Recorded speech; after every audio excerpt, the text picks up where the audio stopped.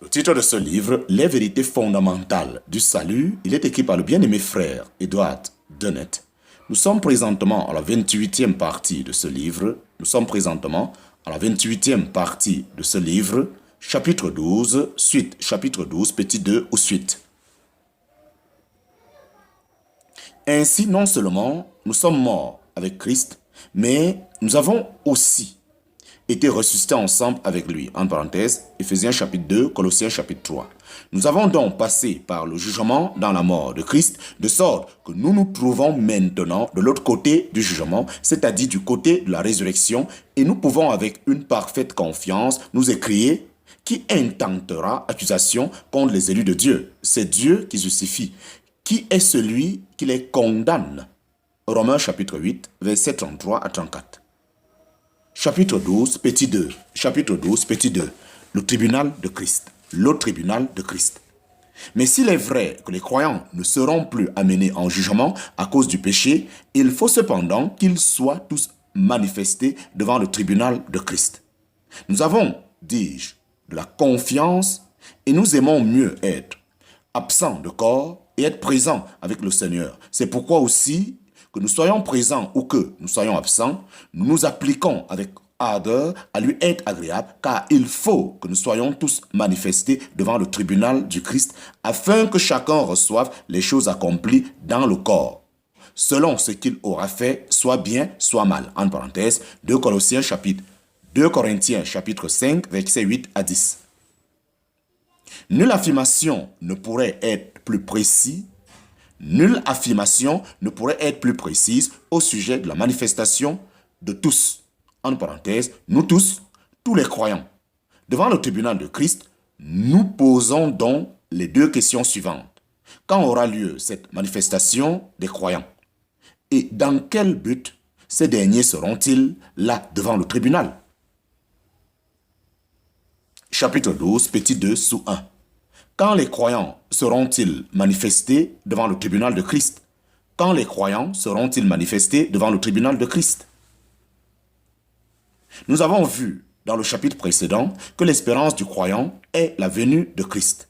À sa venue, les morts en Christ seront ressuscités, les vivants seront changés et les uns et les autres seront ravis ensemble dans les nuées à la rencontre du Seigneur en l'air. En parenthèse, 1 Thessaloniciens chapitre 4, versets 16 à 18.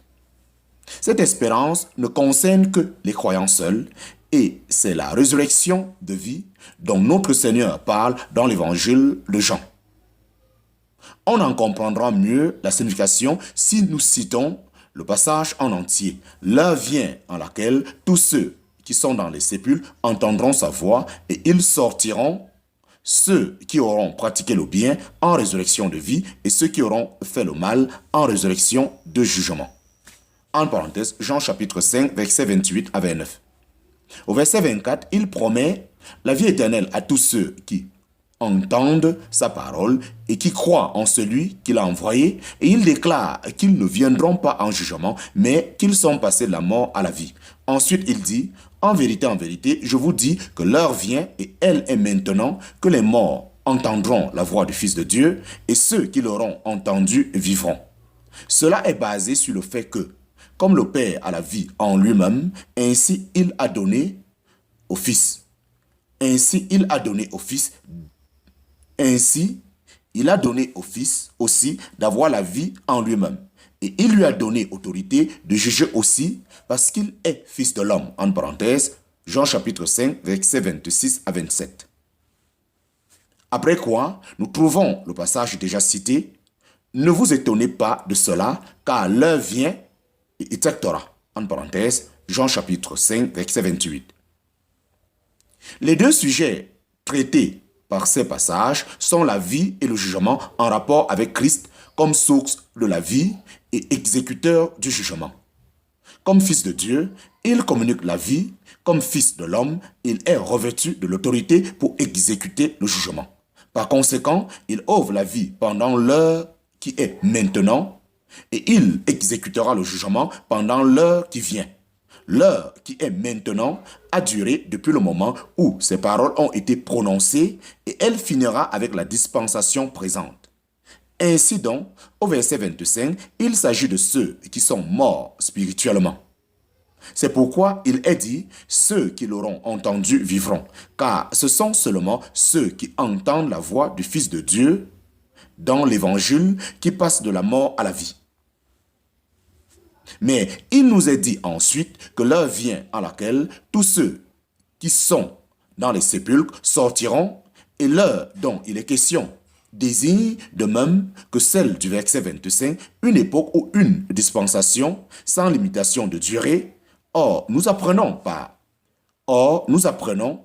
d'autres portions de l'Écriture, en parenthèse 1 Corinthiens chapitre 15, verset 23, 1 Thessaloniciens chapitre 4, verset 15 à 18, Apocalypse chapitre 20, verset 4 à 6, etc., que la résurrection de vie aura lieu au retour du Seigneur, tandis que la résurrection du jugement n'aura lieu qu'à la fin du millénium, à l'ouverture de l'état éternel.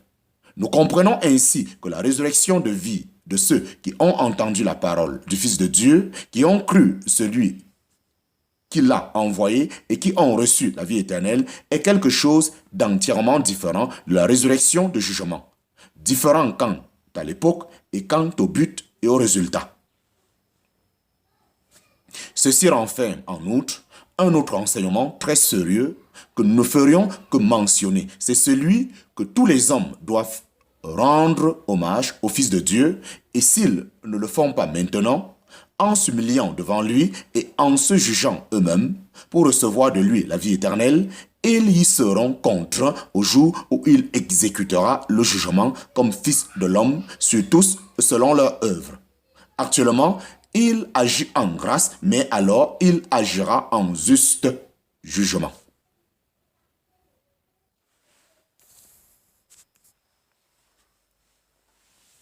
Ayant vu que les croyants ne participent pas à la résurrection du jugement, il nous reste à rechercher quand ils seront manifestés devant le tribunal de Christ.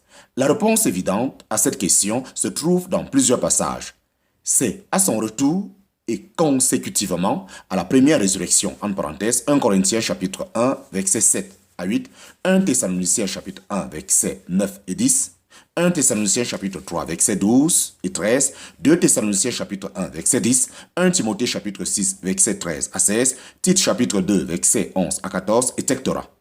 Voici du reste l'enseignement que nous fournissent les paraboles de Matthieu chapitre 25, verset 14, etc., Luc chapitre 19, verset 11, etc. Dans le premier de ces passages, nous lisons « Et longtemps après, le maître de ses esclaves vient et règle compte avec eux. » En parenthèse, Matthieu chapitre 25, verset 19. Dans le dernier, il leur dit en partant, trafiquez jusqu'à ce que je vienne. En parenthèse, Luc chapitre 19, verset 13. Et dans toutes les exhortations que Jésus adresse aux disciples à l'égard de leur responsabilité de serviteurs, le but vers lequel il dirige leur égard est sa venue.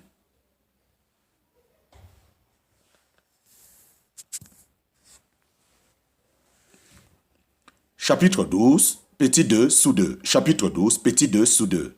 Dans quel but les croyants seront-ils manifestés devant le tribunal de Christ? Dans quel but les croyants seront-ils manifestés devant le tribunal de Christ?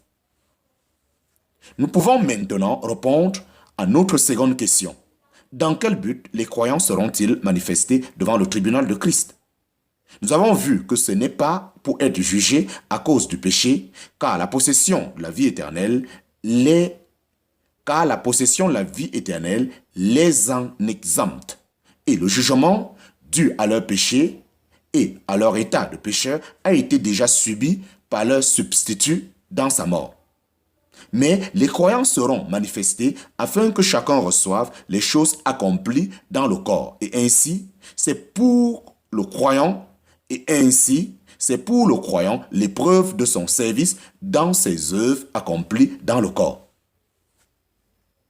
On ne peut trop insister sur cette vérité et la serrer dans les cœurs et les consciences, car la pensée que nous devions être manifestés devant le tribunal de Christ nous excitera au zèle et à la fidélité.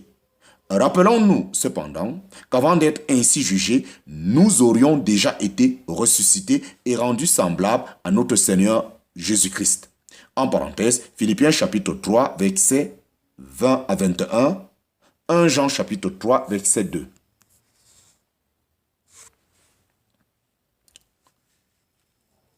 Semblable à notre Seigneur Jésus, en parenthèse, Philippiens chapitre 3, verset 21.